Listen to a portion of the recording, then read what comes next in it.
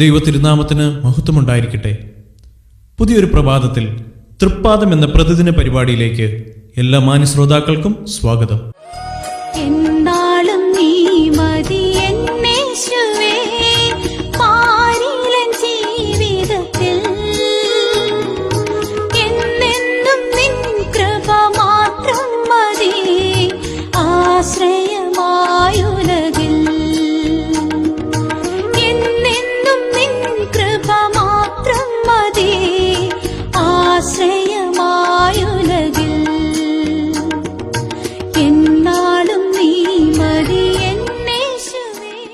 കർത്താവായ യേശുക്രിസ്തു തന്നെ സത്യദൈവം എന്നതിനെ ആസ്പദമാക്കി ക്ലാസുകൾ നയിക്കുന്നത് ഇവാഞ്ചലിസ്റ്റ് ബിജു വിൽസൺ, കരക്കുളം.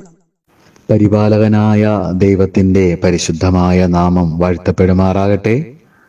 ഈ പ്രഭാതത്തിൽ എന്നെ തൃപ്പാദം എന്ന ഈ അനുഗ്രഹിക്കപ്പെട്ട ശുശ്രൂഷയിൽ കൂടി ശ്രദ്ധിക്കുന്ന എല്ലാ പ്രിയപ്പെട്ടവർക്കും ക്രിസ്തുയേശുവിൽ പ്രഭാതവന്ദനം. നമ്മുടെ കർത്താവായിരിക്കുന്ന യേശുക്രിസ്തു സത്യദൈവം, മഹാദൈവം ആണ്. കർത്താവായിരിക്കുന്ന യേശുക്രിസ്തുവിന്റെ പഴയ നിയമ പ്രത്യക്ഷതയാണ് യഹോവയുടെ ദൂതൻ. ഈ വിഷയങ്ങളാണല്ലോ കഴിഞ്ഞ നാളുകളിൽ ചിന്തിക്കാനും പഠിക്കുവാനും നമുക്കിടയായത്. ഇന്ന് ന്യായാധിപന്മാരുടെ പുസ്തകം 13-ാം അധ്യായത്തിൽ നിന്നുള്ളതായിരിക്കുന്ന വേദഭാഗങ്ങളുടെ അടിസ്ഥാനത്തിൽ പഴയ നിയമത്തിൽ യഹോവയുടെ ദൂതനായിട്ട് പ്രത്യക്ഷനാകുന്ന കർത്താവായിരിക്കുന്ന യേശുക്രിസ്തുവിന്റെ വലിപ്പവും മഹത്വവും നാം ഒരിക്കൽ കൂടി പഠിക്കാനായിട്ട് ഒരുങ്ങുകയാണ്. ഈ ഭാഗം നാം പഠിച്ച് ധ്യാനിക്കുമ്പോൾ നമ്മുടെ കർത്താവായ യേശുക്രിസ്തു മഹാദൈവമാണ് എന്നുള്ളതായിരിക്കുന്ന ആത്മീയമായ പാഠം വീണ്ടും നമുക്ക് ഉൾക്കൊള്ളുവാൻ തക്കവണ്ണം കഴിയും. ന്യായാധിപന്മാരുടെ പുസ്തകം പഠിക്കുമ്പോൾ ന്യായാധിപന്മാരുടെ പുസ്തകത്തിൽ ഇസ്രയേലിന്റെ അവസാനത്തെ ന്യായാധിപനായിട്ട് ജനിക്കുന്ന മഹാനായിരിക്കുന്ന വ്യക്തിയാണല്ലോ ശിംശോൻ. അദ്ദേഹത്തിന്റെ അപ്പന്റെ പേര് മനോഹ എന്നായിരുന്നു. മനോഹ എന്ന പുരുഷന് ഒരു മകൻ ഇല്ലാത്തതായിരിക്കുന്ന വിഷമം, അല്ലെങ്കിൽ മക്കളില്ലാത്തതായിരിക്കുന്ന വിഷമത്തിൽ മുന്നോട്ട് പോകുമ്പോഴാണ് ദൈവത്തിന്റെ ദൂതൻ അവിടെ അവർക്ക് പ്രത്യക്ഷനാകുന്നത്. 13-ാം അധ്യായത്തിൽ യഹോവയുടെ ദൂതൻ എന്നുള്ള നാമത്തിൽ അവിടെ വെളിപ്പെടുന്നതായിരിക്കുന്ന ദൂതൻ സാധാരണ ഒരു ദൂതനല്ല.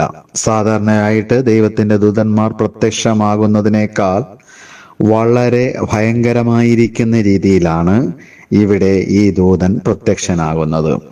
യഹോവയുടെ ദൂതൻ എന്നുള്ളതായിരിക്കുന്ന പ്രയോഗം 13-ാം അധ്യായത്തിൽ 10 തവണ കാണുവാൻ തക്കവണ്ണം കഴിയും. 13-ാം അധ്യായത്തിന്റെ 3-ാം വാക്യം, 13-ാം വാക്യം, 15-ാം വാക്യം, 16-ൽ 2 തവണ, 17-ാം വാക്യം, 18-ാം വാക്യം, 20, 21, 22 ഇങ്ങനെ 10 തവണ യഹോവയുടെ ദൂതൻ എന്നുള്ളതായിരിക്കുന്ന നാമം ഈ അധ്യായത്തിൽ വെളിപ്പെടുന്നു. മാത്രമല്ല ദൈവദൂതൻ എന്നുള്ള നാമത്തിൽ 13-ാം അധ്യായത്തിന്റെ 8, 9 വാക്യങ്ങൾ വെളിപ്പെടുന്നു. ദൈവപുരുഷൻ എന്നുള്ളതായിരിക്കുന്ന നാമത്തിൽ 13-ാം അധ്യായത്തിന്റെ 6, അതിന്റെ 8 എന്നീ 2 ഭാഗങ്ങൾ കാണുവാൻ തക്കവണ്ണം കഴിയുന്നതാണ്. ഇവിടെ ആദ്യമായിട്ട് ശിംശോന്റെ അമ്മയായിരിക്കുന്ന വ്യക്തിക്കാണ് ഈ ദൈവത്തിന്റെ ദൂതൻ പ്രത്യക്ഷനാകുന്നത്. ദൈവത്തിന്റെ ദൂതൻ പ്രത്യക്ഷനാകുന്ന ആ കാഴ്ച തന്റെ ഭർത്താവിനോട് ആ സ്ത്രീ വിവരിക്കുമ്പോൾ എങ്ങനെയാണ് പറഞ്ഞത്? അവന്റെ ആകൃതി അതിഭയങ്കരം ആയിരുന്നു. അതിഭയങ്കരമായിരിക്കുന്ന ആകൃതിയോടുകൂടി പ്രത്യക്ഷപ്പെടുന്നതായിരിക്കുന്ന ദൈവത്തിന്റെ ദൂതൻ. മാത്രമല്ല ജനിക്കാൻ തക്കവണ്ണം പോകുന്ന ശിംശോനെ കുറിച്ചുള്ള മുന്നറിയിപ്പ്, അവന്റെ ദൈവികമായിരിക്കുന്ന നിയോഗങ്ങൾ മാതാപിതാക്കൾക്ക് ഈ ദൈവത്തിന്റെ ദൂതൻ വെളിപ്പെടുത്തി കൊടുക്കുന്നു. അവസാന ഭാഗത്തേക്ക് വരുമ്പോൾ മനോഹയും ഈ ദൈവദൂതനെ കാണാനായിട്ട് ഇടയായി. ഈ ദൈവദൂതന്റെ മുൻപാകെ അവർ യാഗം അർപ്പിക്കുകയാണ്. യാഗം അർപ്പിക്കുന്ന സമയത്ത് ഞങ്ങൾ നിന്നെ ബഹുമാനിക്കേണ്ടതിന് നിന്റെ പേരെന്ത് എന്ന് ചോദിക്കുന്നു.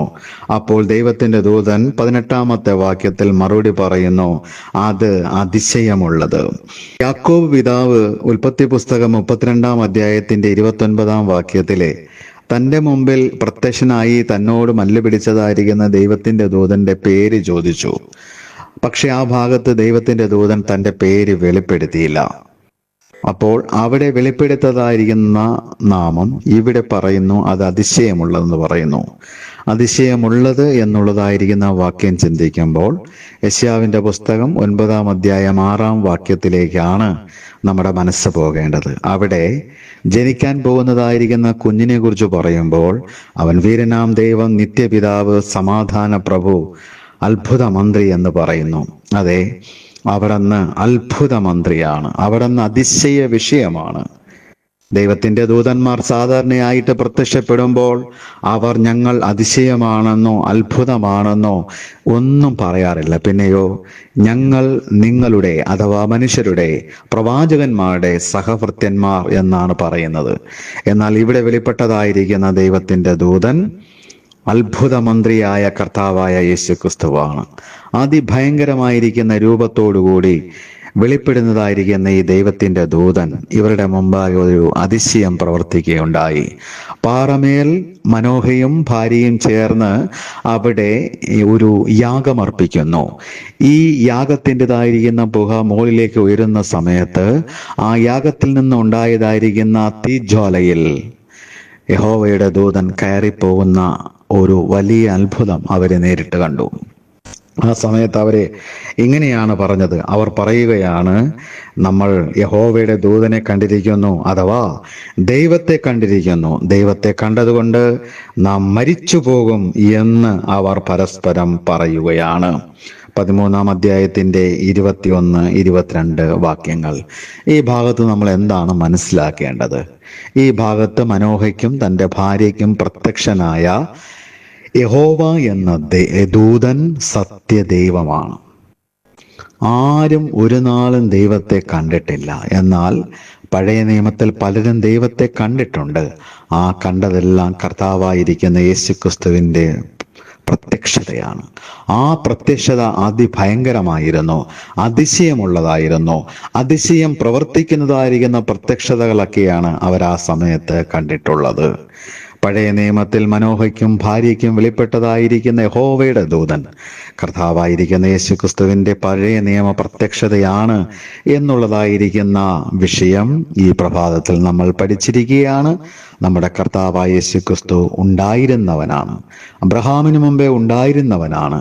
അവിടുന്ന് യഹോവയുടെ ദൂതൻ എന്നുള്ള നാമത്തിൽ പലർക്കും പ്രത്യക്ഷനായി. ജീവിക്കുന്ന സത്യദൈവമാകുന്ന കർത്താവായിരിക്കുന്ന യേശുക്രിസ്തു പഴയ നിയമത്തിലും പുതിയ നിയമത്തിലും ഒരുപോലെ വെളിപ്പെടുന്നതായിരിക്കുന്ന ഈ ക്രിസ്തുവിന് വേണ്ടി ഈ പ്രഭാതത്തിൽ നമ്മുടെ ജീവിതം സമർപ്പിക്കാം. ഈ വചനങ്ങളാൽ ദൈവമാകുന്ന കർത്താവ് ഈ പ്രഭാതത്തിൽ നമ്മെ അനുഗ്രഹിച്ച് എല്ലാ നന്മകളും നൽകട്ടെ. കർത്താവിന് മഹത്വം ഉണ്ടാകട്ടെ. ആമേൻ.